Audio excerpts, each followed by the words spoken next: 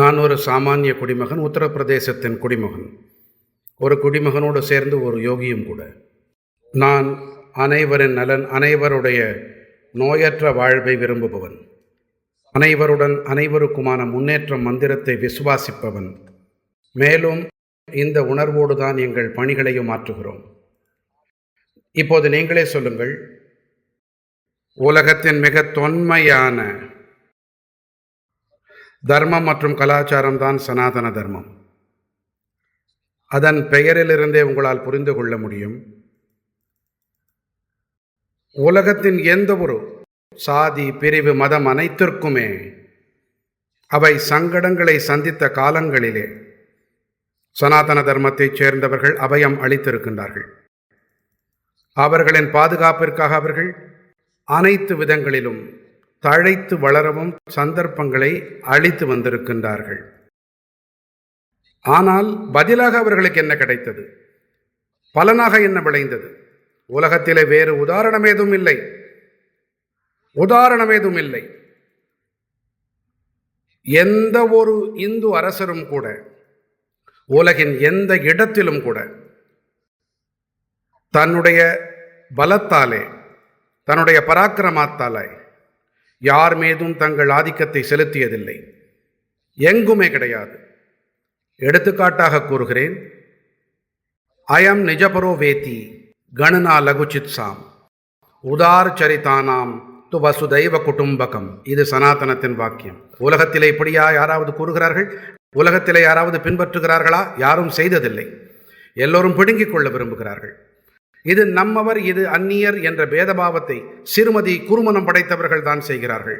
பரந்த மனப்பான்மை உடையவர்களுக்கு உலகம் அனைத்தும் ஒரு குடும்பமாகும். இந்த உணர்வோடு தான் சனாதனிகள் எப்போதும் பணியாற்றி வந்திருக்கிறார்கள்.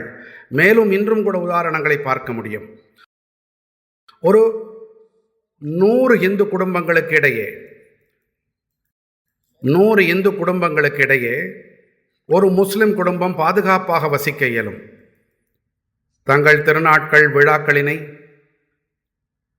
அவர்கள் தங்களுடைய அனைத்து தார்மீக கடமைகளை ஆற்ற முடியும். அல்லது எந்த சமய மத சம்பிரதாய பிரிவை பின்பற்றினாலும் அவர்கள் தங்கள் வழிமுறைப்படி அனைத்து விதமான மத ரீதியான செயல்பாடுகளை நிறைவேற்ற தேவையான முழு சுதந்திரம் இருக்கிறது. ஆனால் நான் கூறுகிறேன், 100 குடும்பங்களுக்கு இடையே ஒரு இந்துவை விட்டு தள்ளுங்கள். 100 முஸ்லிம் குடும்பங்களுக்கு இடையே 50 இந்துக்கள் பாதுகாப்பாக இருக்க முடியுமா? இருக்க முடியாது. இதோ பங்களாதேசத்தை எடுத்துக்கொள்ளுங்கள். இதற்கு முன்பாக பாகிஸ்தான் உதாரணமாக இருந்தது. ஆப்கானிஸ்தானில் என்ன நடந்தது? இவை தெளிவாக தெரிவிக்கின்றது. மேலும் புத்திசாலித்தனம் இதுதான். எங்கே புகை எழும்புகிறது அல்லது ஒருவர் தாக்கப்படுகிறார் என்றால் நாம் தாக்கப்படுவதற்கு முன்பாக நாம் விழித்து கொள்ள வேண்டும். இப்படி சுதாரித்துக் கொள்ள சொல்லப்படும் போது, அனைவரையும் நாம் சமபாவத்தில் சமநோக்கிலே பார்க்கும்போது, உத்தரப்பிரதேசத்தில் முசல்மான்கள் அதிக பாதுகாப்போடு இருக்கிறார்கள், அதிக அளவு பாதுகாப்பாக இருக்கிறார்கள். இந்துக்களும் இருக்கிறார்கள், முசல்மான்களும் இருக்கின்றார்கள். இங்கே 2017க்கு முன்பாக கலவரங்கள் நடந்தது என்று சொன்னால், இந்துக்களின் கடைகள் எரிந்தன என்றால் முசல்மான்களுடையதும் எரிந்தன, இந்துக்களின் வீடுகள் எரிந்தன என்றால் முசல்மான்களுடையதும் எரிந்தன. 17க்கு பிறகு கலவரங்கள் நின்று போயின. இந்துக்கள் பாதுகாப்பாக இருக்கிறார்கள் என்றால் முசல்மான்களும். மேலும் இரண்டாவதாக நான் கூறினேன், வரலாற்றிலே எந்த உதாரணத்தையும் காட்ட முடியாது. அதாவது தன் பலத்தாலோ பராக்கிரமத்தினாலோ எந்த ஒரு இந்து ராஜாவும் எந்த ஒரு தேசத்தின் மீது வலிந்து ஆக்கிரமித்தார்களா? என்றுமே கிடையாது. சரித்திரம் சான்று கூறுகிறது. நீங்கள் ஏடுகளை புரட்டி பார்க்கலாம். பகவான் ராமன் இலங்கையிலே ராவணன் மீது வெற்றி பெற்ற பிறகு இலக்குவன் அங்கே இருந்த பலத்தை பார்த்து சற்று மதிமயங்கினான். பகவான் ராமன், கூடாது இலக்குவனே என்றான். அவன் இலக்குவனிடம் ஒன்று மட்டும் கூறினான். அது இன்றைய தலைமுறையினருக்கு உத்வேகம் அளிப்பது என்று கருதுகின்றேன் நான். அந்த வேளையில் அவன் கூறினான், இலக்குவனிடம் அது ராமன் அளித்த வழிகாட்டுதல்